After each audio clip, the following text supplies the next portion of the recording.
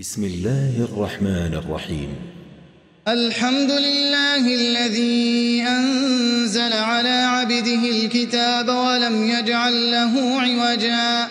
قيما لينذر بأسا شديدا من لدنه ويبشر المؤمنين الذين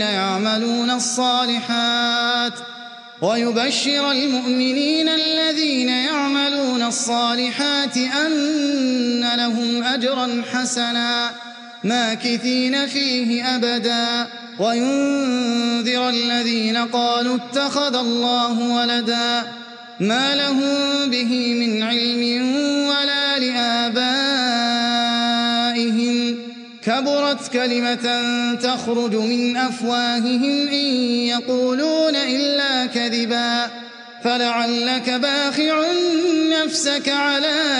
آثارهم إن لم يؤمنوا بهذا الحديث أسفا إنا جعلنا ما على الأرض زينة لها لنبلوهم أيهم أحسن عملا وإنا لجاعلون ما عليها صعيدا جرزا أم حسبت أن أصحاب الكهف والرقيم كانوا من آياتنا عجبا إذ أوى الفتية إلى الكهف فقالوا ربنا آتنا من لدنك رحمة وهيئ لنا من أمرنا رشدا فضربنا على آذانهم في الكهف سنين عددا ثم بعثناهم لنعلم أي الحزبين أحصى لما لبثوا أمدا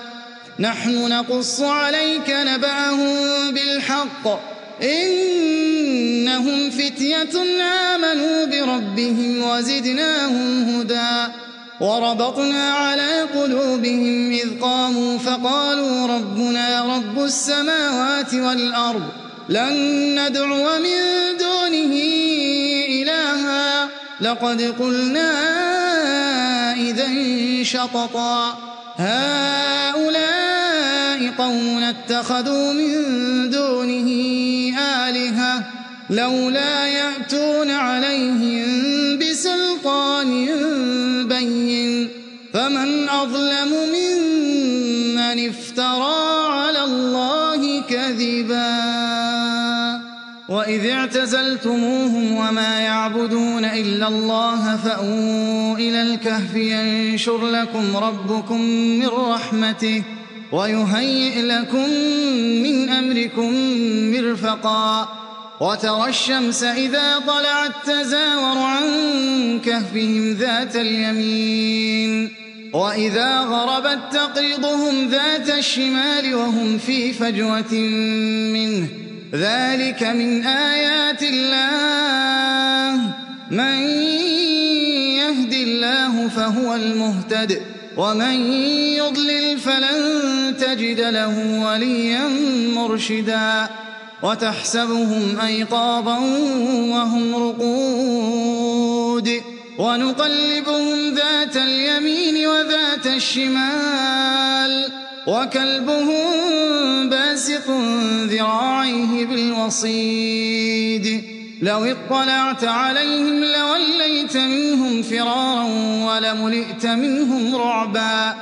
وكذلك بعثناهم ليتساءلوا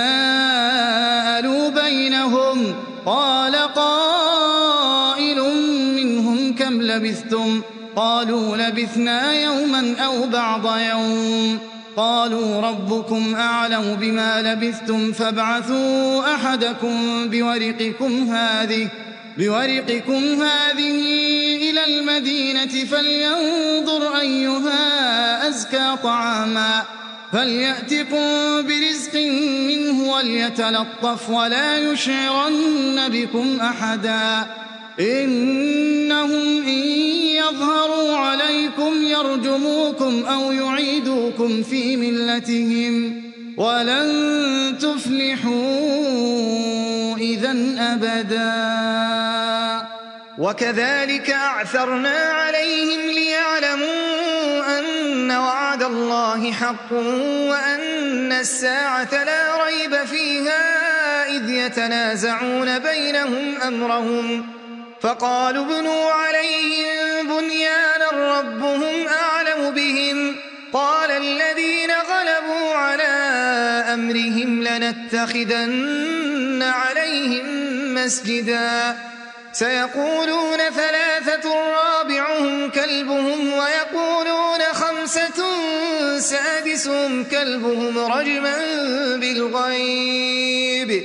ويقولون سبعة وثامنهم كلبهم قل ربي أعلم بعدتهم ما يعلمهم إلا قليل فلا تمار فيهم إلا مراء ظاهرا ولا تستفت فيهم منهم أحدا ولا تقولن لشيء إني فاعل ذلك غدا إلا أن يشاء الله واذكر ربك إذا نسيت وقل عسى أن يهديني ربي لأقرب من هذا رشدا ولبثوا في كهفهم 300 سنين وازدادوا 9 قل الله أعلم بما لبثوا له غيب السماوات والأرض أبصر به وأسمع ما لهم من دونه من ولي ولا يشرك في حكمه أحدا واتل ما أوحي إليك من كتاب ربك لا مبدل لكلماته ولن تجد من دونه ملتحدا واصبر نفسك مع الذين يدعون ربهم بالغداة والعشي يريدون وجهه ولا تعد عيناك عنهم تريد زينة الحياة الدنيا ولا تطع من أغفلنا قلبه عن ذكرنا واتبع هواه وكان أمره فرطا وقل الحق من ربكم فمن شاء فليؤمن ومن شاء فليكفر إنا أعتدنا للظالمين نارا أحاط بهم سرادقها وإن يستغيثوا يغاثوا بماء كالمهل يشوي الوجوه بئس الشراب وساءت مرتفقا إن الذين آمنوا وعملوا الصالحات إنا لا نضيع أجر من أحسن عملا أولئك لهم جنات عدن تجري من تحتهم الأنهار يحلون فيها من أساور من ذهب ويلبسون ثيابا خضرا من سندس واستبرق متكئين فيها على الأرائك نعم الثواب وحسنت مرتفقا واضرب لهم مثل الرجلين جعلنا لأحدهما جنتين من أعناب وحففناهما بنخل وجعلنا بينهما زرعا كلتا الجنتين آتت أكلها ولم تظلم منه شيئا وفجرنا خلالهما نهرا وكان له ثمن فقال لصاحبه وهو يحاوره أنا أكثر منك مالا وأعز نفرا ودخل جنته وهو ظالم لنفسه قال ما أظن أن تبيد هذه أبدا وما أظن الساعة قائمة ولئن رددت إلى ربي لأجدن خيرا منها منقلبا قال له صاحبه وهو يحاوره أكفرت بالذي خلقك أكفرت بالذي خلقك من تراب ثم من نطفة ثم سواك رجلا لكن هو الله ربي ولا أشرك بربي أحدا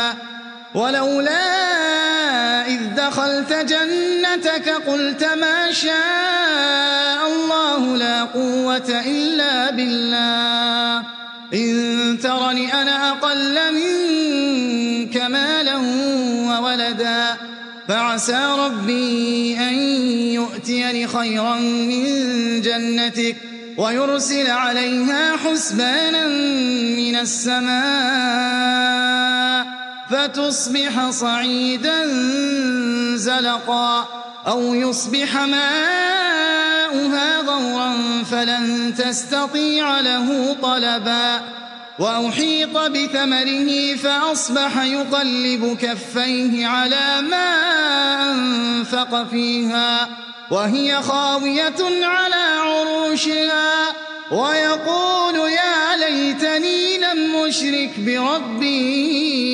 أحدا ولم تكن له فئة ينصرونه من دون الله وما كان منتصرا هنالك الولاية لله الحق هو خير ثوابا وخير عقبا واضرب لهم مثل الحياة الدنيا كماء أنزلناه من السماء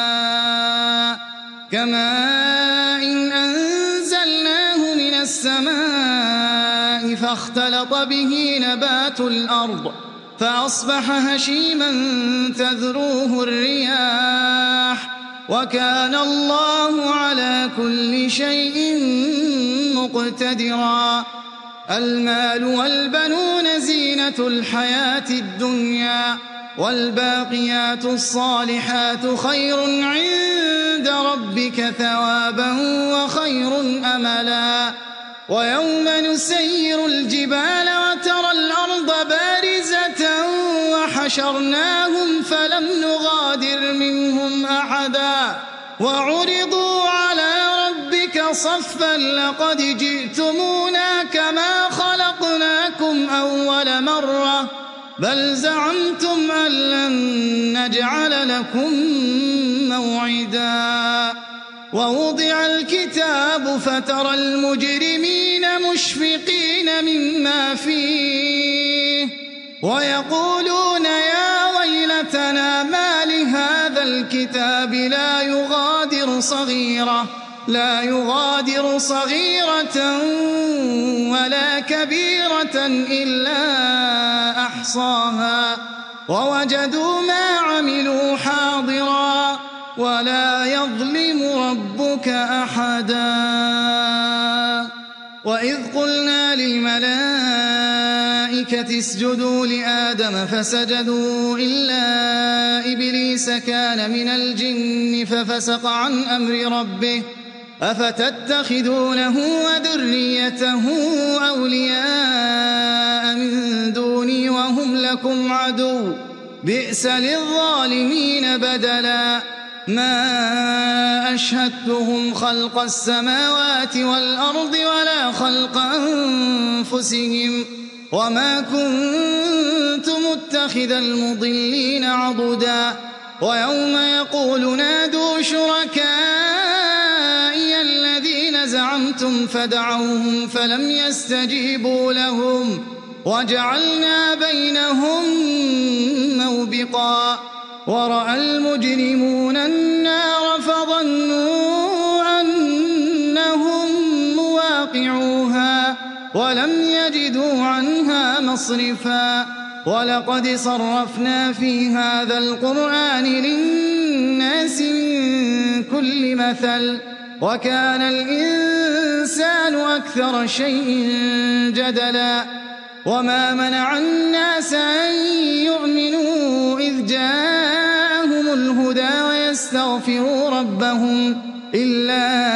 أن تأتيهم سنة الأولين أو يأتيهم العذاب قبلا وما نرسل المرسلين إلا مبشرين ومنذرين ويجادل الذين كفروا بالباطل ليدحضوا به الحق واتخذوا آياتي وما أنذروا هزوا ومن أظلم ممن ذكر بآيات ربه فأعرض عنها ونسي ما قدمت يداه إنا جعلنا على قلوبهم أكنة أن يفقهوه وفي آذانهم وقرا وإن تدعهم إلى الهدى فلن يهتدوا إذن أبدا وربك الغفور ذو الرحمة لو يؤاخذهم بما كسبوا لعجل لهم العذاب بل لهم موعد لن يجدوا من دونه موئلا وتلك القرى أهلكناهم لما ظلموا وجعلنا لمهلكهم موعدا وإذ قال موسى لفتاه لا أبرح حتى أبلغ مجمع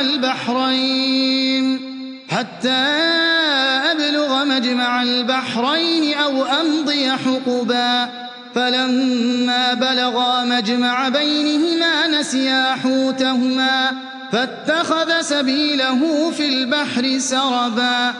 فلما جاوزا قال لفتاه آتنا غداءنا لقد لقينا من سفرنا هذا نصبا قال أرأيت إذ أوينا إلى الصخرة فإني نسيت الحوت وما أنسانيه إلا الشيطان أن أذكره واتخذ سبيله في البحر عجبا قال ذلك ما كنا نبغي فارتدا على آثارهما قصصا فوجدا عبدا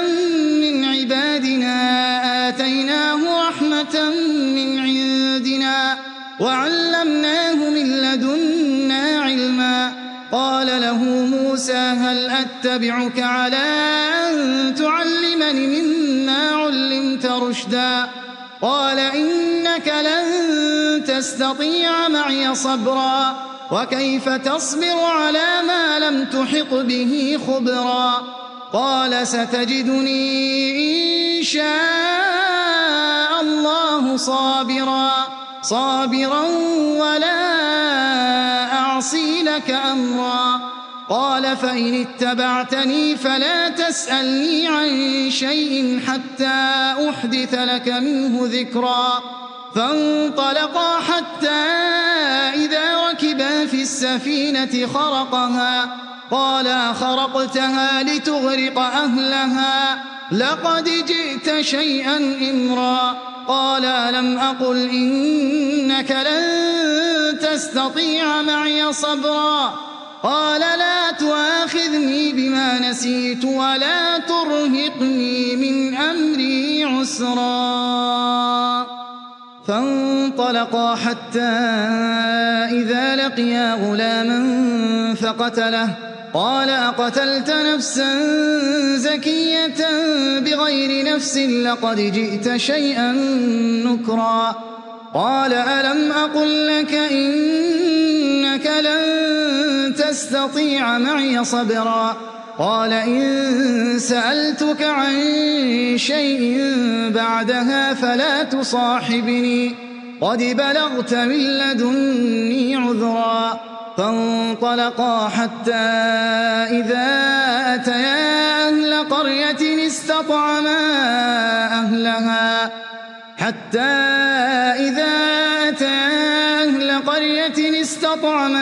أهلها فأبوا أن يضيفوهما فوجدا فيها جدارا يريد أن ينقض فأقامه قال لو شئت لاتخذت عليه أجرا قال هذا فراق بيني وبينك سأنبئك بتأويل ما لم تستطع عليه صبرا أما السفينة فكانت لمساكين يعملون في البحر فأردت أن أعيبها وكان وراءهم ملك يأخذ كل سفينة غصبا وأما الغلام فكان أبواه مؤمنين فخشينا أن يرهقهما طغيانا وكفرا فأردنا أن يبدلهما ربهما خيرا منه زكاة وأقرب رحما وأما الجدار فكان لغلامين يتيمين في المدينة وكان تحته كنز لهما وكان أبوهما صالحا فأراد ربك أن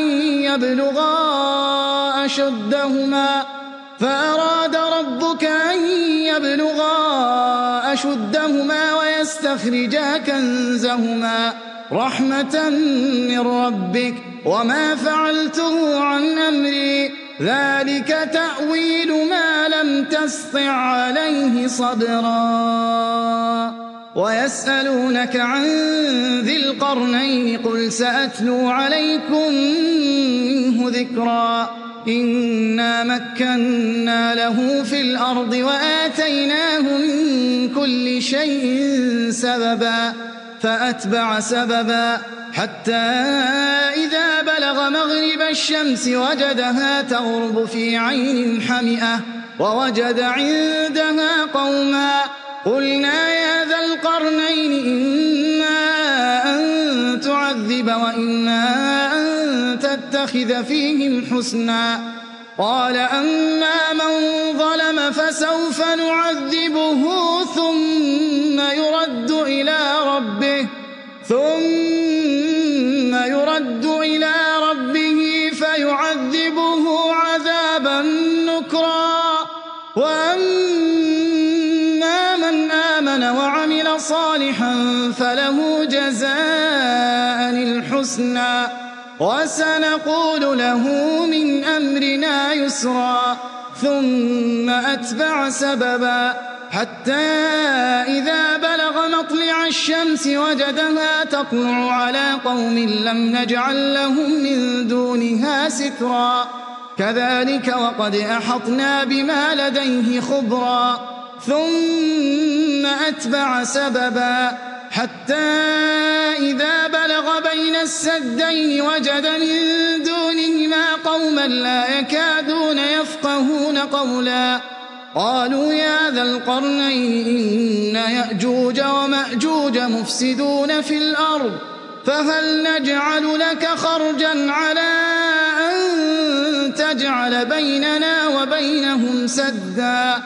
قال ما مكني فيه ربي خير فأعينوني بقوة أجعل بينكم وبينهم ردما آتوني زبر الحديد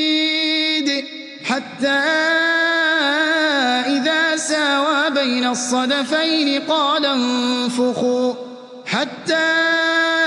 إذا جعله نارا قال آتوني أفرغ عليه قطرا فما استطاعوا أن يظهروه وما استطاعوا له نقبا قال هذا رحمة من ربي فإذا جاء وعد ربي جعله دكا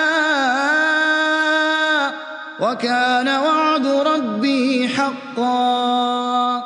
وتركنا بعضهم يومئذ يموج في بعض ونفخ في الصور فجمعناهم جمعا وعرضنا جهنم يومئذ للكافرين عرضا الذين كانت أعينهم في غطاء عن ذكري وكانوا لا يستطيعون سمعا أفحسب الذين كفروا أن يتخذوا عبادي من دوني أولياء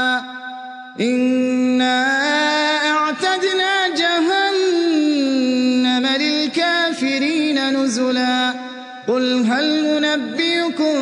بالأخسرين أعمالا الذين ضل سعيهم في الحياة الدنيا وهم يحسبون أنهم يحسنون صنعا أولئك الذين كفروا بآيات ربهم ولقائه فحبطت أعمالهم فلا نقيم لهم يوم القيامة وزنا